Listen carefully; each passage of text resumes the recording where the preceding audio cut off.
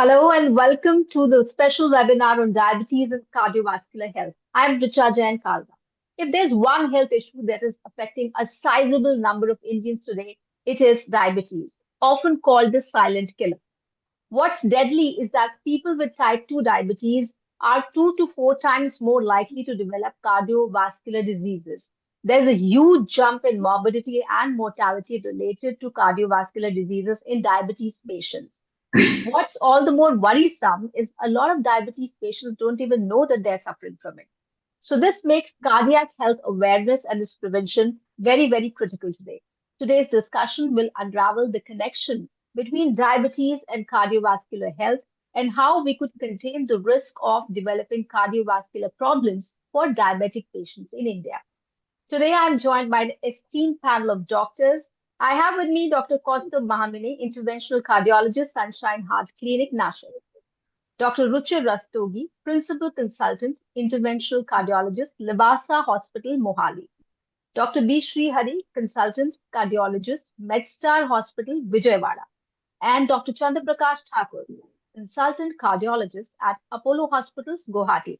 A very warm welcome to all the esteemed panelists on this show. I would like to start with Dr. Kaustubh. As a cardiologist, doctor, how much does diabetes as a condition bother you for your patients, and what is the significance of World Diabetes Day in this respect for you? As I said earlier, India is heading towards becoming the diabetic capital of the world, and which is not a good name for our country. Our population, the Southeast Asian population, is distinct. We have a distinct habitus. We are small, and there is a lot of obesity in us, and we develop diabetes at an early age. Diabetes, as you said, is a silent killer. People won't know they are diabetic unless and until they test it. And what happens is, when the diabetic complication starts occurring, it's already too late. As a cardiologist, I'm bothered with diabetes because diabetes gives rise to coronary artery disease, and coronary artery disease is directly linked to death and morbidity. So if we control the source, the diabetes, we'll be able to control coronary artery disease. And that is the message I think we should give out on this World Diabetes Day. And the importance of this day is that we create awareness in the population so that people are go for screening for sugars and diabetic, and then they can manage their sugars and prevent complications. Right. I want to bring in Dr. Ruchir Rastogi here. In your opinion, in recent years, when you talk about incidence of diabetes and its complications, particularly the heart disease, what has changed? Over time, the presentation of age has changed. Earlier, we used to have older patients. Now we have a much younger population. Mainly diabetes, pre-diabetic status, uh, stressful life and pollution, and unhealthy habits like eating habits and sedentary habits has given a lot of push towards the cardiac disease in young patients. And also, diabetics patients usually have uh, not very significant symptoms of heart disease. If a patient is having, if a normal patient, non-diabetic patient is having chest pain, the diabetic patient will not experience chest pain. He can just experience some sweating or some discomfort, which they easily say that it is not relevant. So in a diabetic patient, we have to be very careful. We have to make them educate that even some episode of shortness of breath or sweating can be a major sign of heart attack. Right. Dr. Srihari, if you could tell us that why is it that people who are suffering from diabetes are more prone to heart issues as compared to those without diabetes? Pe- People with diabetes are more likely to have heart problems for several reasons. First of all, the continuous high blood sugar levels which are present in the blood will cause damage to the endothelium present in the blood vessels, which leads to endothelial dysfunction and deposition of the cholesterol and fat in the blood vessels, which leads to blockages and we can cause major issues like heart attacks and strokes. Additionally, these people with diabetes tend to have other health-related issues like high blood pressure, obesity, and high cholesterol levels, which also cause uh, the problem to escalate. And also, there is a continuous inflammation in diabetic patients. These all factors will cause more cardiovascular disease in diabetic patients. I would like to bring in Dr. Chandra Prakash Thakur here. Dr. Chandra, how do the lifestyle factors such as the diet, such as physical activity, influence this connection that is there between diabetes and heart disease? Actually, poor dietary choices and lack of physical activity is very much common in our society nowadays, and both these things ultimately leads to insulin resistance and obesity. And these are basically the risk factors for a future heart disease or any heart problem.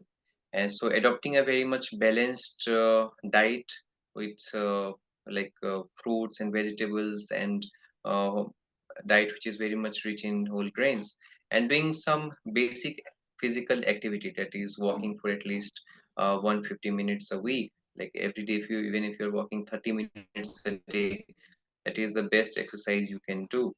So I think with all these things, we can help in mitigating all these risk factors which can lead to heart disease. Dr. Kaustubh, we have a lot of diabetes patients here in India. Almost every family has one or two patients suffering from it. What are the specific warning signs of a heart disease that a diabetic patient should care about? Dr. Kaustubh. Yes. So a patient of diabetes may suffer from a heart attack, and the symptoms of heart attack are chest pain, the central chest pain. It can radiate to your left arm or right arm. It can radiate to your jaw. Some patients come with only jaw pain, or maybe pain in upper abdomen, backache. These are the usual symptoms. Then the patients have dyspnea, that is breathlessness, and sweating, nausea, vomiting. These are usual symptoms of heart attack. But mind you, in diabetes, these patients may not have all these symptoms. Even slightest of chest pain or breathlessness or just sweating, nausea might be a indicator towards heart disease, a heart attack. So these patients should have a low threshold for screening for heart disease. Say suppose a diabetic patient has some shoulder pain or chest pain or back pain or breathlessness, or he has a sweating episode, he should immediately consult a doctor, get an ECG done, and be, I think I should say that be safe than be sorry. Right. So, Dr. Ruchir, if you could guide us about the proactive steps that an individual with diabetes can take to protect his or her cardiovascular health, it would be great. Yes. Uh, First of all, a patient should understand that he has diabetes. There should be no denial.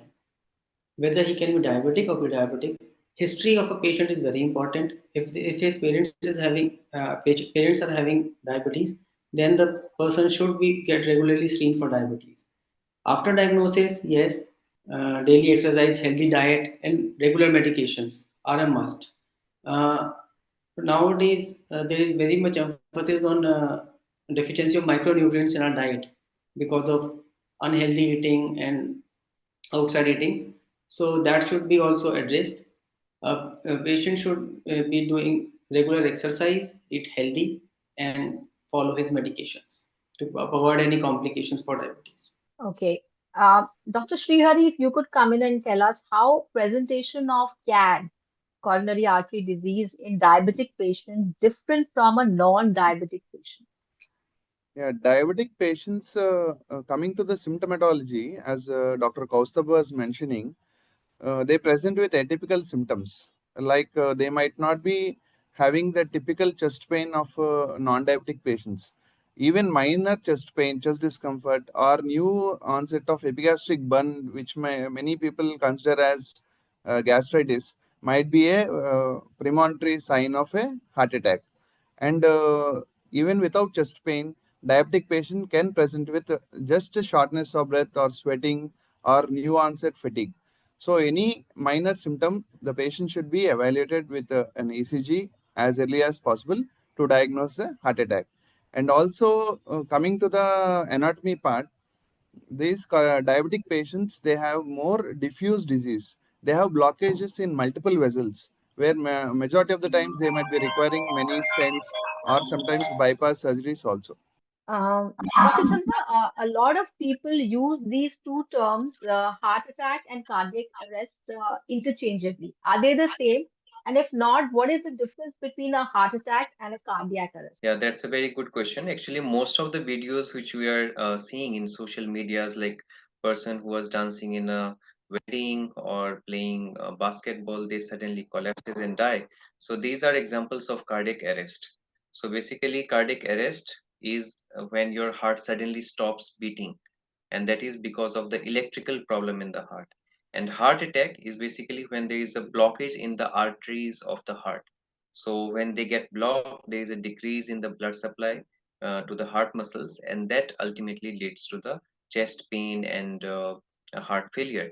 But we have to remember that heart attack can also cause sudden cardiac arrest. In simple terms, if you'll say that heart attack is basically a blockage problem, arterial blockage problem, and cardiac arrest is an electrical problem where the heart basically stops beating. So, in simpler words, heart attack could have a problem festering since long, but cardiac arrest can happen all of a sudden without any reason also. Is that right? Yeah, yeah, yeah. When we talk about heart treatments, Dr. Kaustubh, we often hear the term angioplasty and CABG. Could you help us understand what are these terms and how are they different from one another? Yeah, to be precise and short, angioplasty is a procedure which is minimally invasive, where we dilate the heart blockages and put stents. And bypass is a procedure where the blockages are bypassed by putting another graft, as in another artery taken from the body or a vein taken from the body, which is grafted distally, and that is ahead of the blockage, so that the artery is perfused and blood supply to the heart is restored. Now, the difference between these two is we perform angioplasty from a keyhole surgery. We just puncture one of the artery and put in our tools and guide the stents to the blockages. In bypass, we have to cut open the chest wall, we have to graft the arteries, and it is bit more invasive and more it carries more risk. But there is a myth. Some people say that bypass, people don't understand. They think that bypass is risky or angioplasty is risky. I think it's best left to your doctor to guide you which procedure is best for you. When we talk about angioplasty, there's been a lot of talk around drug-eluting stents. Can you please Yeah. explain more about the recent development with respect to these stents and how they're used in treating blockages in diabetes patients? Yes. Earlier, so when when stents were introduced, they were bare metal stents. Only the metal scaffolding was there, and was though drug was applied on the surface of the stents. So slowly, it was seen that these stents couldn't prevent restenosis of the artery. So slowly, a drug was attached to the surface of the stent with the help of a polymer. So they are known as drug eluting stents. Now the advancement is that the polymer is now biodegradable. The other advancement is that now they are bioresorbable scaffolds also, which get reabsorbed after a specific time, means 1.5 years to 2 years of time. The other advancement is drug coated balloons. These are the balloons in which inflated for around 1 minute in the artery, leave the medicine in the vessel without having a stent forever. But uh, but the indication of using these specific stents are very different.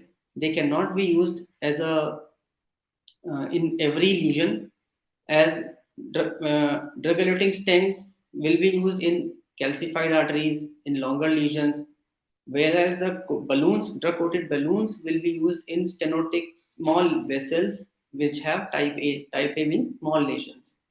So this is the difference. This is the advancement of the drug-eluting balloons and drug-eluting stents. Right. I also want to focus about metalless angioplasty these days. Dr. Srihari, could you help us understand how it can benefit heart patients? So angioplasty is a procedure where commonly when the block is to clear the block, a drug eluting stent, means drug coated stent, which is a metal, cobalt, chromium or different alloys are used to clear the stent to provide a structure so that the block is not formed again. And the drug helps in preventing the blockages in the future. So this is a routine angioplasty procedure which is being followed now. So latest innovative techniques like biovascular scaffold, bioresorbable stents, these use metals which are reabsorbed over a period of time for around 2 to 3 years, and the block will not be formed again.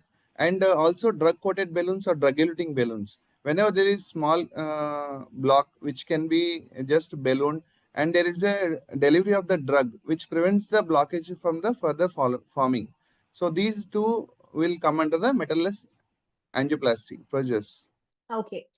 So I'll talk both about drug-coated balloon and bioresorbable. So I'm going to talk about drug-coated balloons also, but first the BRS or the bioresorbable scaffolds. How do these work, Dr. Chandra, and what are their benefits? Actually, these bioresorbable scaffolds came into the market because of some problems with the drug-eluting stents. Basically, whenever you are putting a drug-eluting stent in a body, it is implanted permanently, and you are leaving some amount of foreign material inside the body. So this new technology came where it get dissolves after 1.5 years or 2 years of implantation, these scaffolds. So ultimately, the arteries they open up and they curvature and the movement which was there from the healthy tissue. So basically, you are going for a more natural state without any presence of foreign material. Oh, that's good to know. Another thing that is being talked about, and we also heard a few times in this discussion, are the drug-coated balloons. Dr. Kaustubh, what are these drug-coated balloons, and why is it considered as a possible alternative in the treatment of heart disease? Drug-coated balloons are the new kid on the block, and though they have been there for quite a few years, the interest in them has regenerated. The reason is that initially angioplasties began as only balloon angioplasties, but then soon doctors realized that doing balloon, the artery would get closed in 50% of patient in within a year or 6 months or a year. So they introduced stents. The problem in stents was stents would get occluded. So they put in drug, a polymer which was drug coated in the stent, metal stents, so that the problem of restenosis reduced. But then there was a problem of stent occlusion and always a metal in the artery, so that the patient would be on blood thinners for life.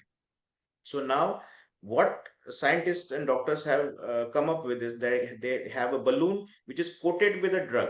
Now the balloon dilates the lesion, the block dilates the block, and the drug which is coated on the balloon gets impregnated on the wall of the vessel, the artery, and thus it prevents restenosis. So this promises that there will be no metal left behind. So what you said earlier, metallless angioplasty, it can be done using a drug coated balloon. So, with so many options around these days in cardiovascular disease treatment, doctor, how do you decide when to use drug-eluting stents, bioresorbable scaffolds, or drug-coated balloons? Can these therapies be combined for different type of blockages in a single patient, Dr. Ruchir? Yes. Basically, the lesion is the reason where we can tell the patient that which stent can be used. So, drug-coated stents are used in a patient which have long lesions, have heavily calcified vessels.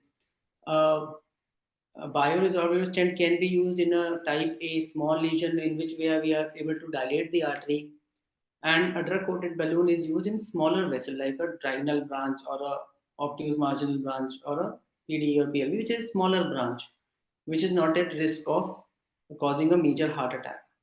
Yes, these drugs, these three modalities can be used in the same patient. It will not be different. It will not be different or difficult. But yes, let your doctor decide and tell you which modality will be best for you. Dr. Srihari, for those who are suffering from diabetes, could you help understand some preventive steps that diabetic patients can take to reduce their risk of needing a heart treatment? Diabetic patients should take several proactive steps to reduce the risk of having heart disease. In fact, these steps can be followed by everyone. So the main for first and foremost is manage their blood sugar levels to keep within the target range. And second, adopt a healthy heart diet. That is a balanced diet which includes fresh fruits, vegetables, whole grains, lean proteins, healthy fats, and can help manage blood sugar and reduce cholesterol levels. And the third one is stay physically active. So at least 150 minutes of exercise per week. That means around 30 minutes of moderate intensity exercises like walking, jogging, swimming, cycling will improve the heart health. And managing your risk factors, that is smoking. You have to quit smoking, which cause a significant increase in the cardiovascular disease and risk of heart disease in young. And also limit your alcohol consumption as less as possible, and maintain a healthy weight. So regular physical exercise to maintain your diet and weight is important, and controlling other risk factors like blood pressure and maintaining a good cholesterol levels is important. And finally, most important in a in our day-to-day life is managing stress. So reduce stress by following yoga, mindfulness, meditation. These will help in these are some risk factors which help in reducing the cardiovascular disease in diabetic patients. Some very valuable tips. Thank you. Dr. Chandra, how can regular checkups and early intervention improve the outcomes for diabetic patients with heart conditions? See, regular checkups and early intervention are very much vital for diabetic patients. It helps us in the early detection, like doing routine checkups. It allows healthcare providers to detect any early signs of heart disease or complications which are there with the diabetic patients. It also helps in the personalized care plans also, like regular visit to the doctors helps us in the individual risk factors and create some personalized care plans to address diabetes and the heart health. And also it helps us in doing some intervention which is there for the preventive measures, like doing that such as prescribing medications or recommending some procedures that may prevent the progression of the heart disease. So in summary, these preventive measures and regular checkups are very much key to these diabetic patients to maintain the heart health and minimize the risk of requiring extensive heart treatments in the future. In conclusion, doctors, what suggestions would you like to share with our viewers on the occasion of World Diabetes Day, particularly in light of this year's theme, which is diabetes across life stages? I'd like to put this to all the doctors. Dr. Richard, starting with you. Take care of yourself. Do not take much stress. Try to sleep well, eat well. Do not think that a disease is the end. It can be tackled. Consult your physician, take your medicines, and try hard. What do you think, Dr. Costa? What would be your parting lines for this? First of all, prevention is the best cure. So don't let yourself get into the trap of diabetes. Screen yourself for sugars regularly, at least once in a year. Have healthy lifestyle so that you prevent diabetes. But unfortunately, if you get diabetes, then control your sugars, follow healthy lifestyle as one of the panelists have already suggested, and do a regular follow-up with your physician, and watch out for the heart complications that may occur. And if they occur, report to your cardiologist as early as possible. That's my message. Right. Dr. Srihari. Prevention is better, always better than cure. So follow a healthy heart diet and prevent the occurrence of the diabetes. And once you have diabetic, and get evaluated for cardiovascular diseases and follow a healthy lifestyle. Dr. Chandra, what are your suggestions for our viewers on the occasion of World Diabetes Day, particularly in the light of this year's theme, diabetes across life stages? As my colleagues has already explained, I'd like to focus that they should start moving. If you are obese, you should try to decrease your weight. If you are smoking cigarettes, then you have to stop it. If you are having diabetes, which is uncontrolled, then you have to control it. So by doing these all reversible risk factors, which we say, that you can lead a very good, healthy heart life. Thank you. Thank you so much, Dr. Chandra. Thank you all the doctors for sharing your very valuable time with us uh, and helping us understand that how can diabetic patients contain their risk of developing heart conditions and different aspects of heart treatments for diabetes patients. This has been a very informative and enriching session with you all. I'm sure our viewers must have had a lot of important takeaways and tips on preventing cardiovascular diseases amongst diabetes patients. Thank you so much once again for being with us.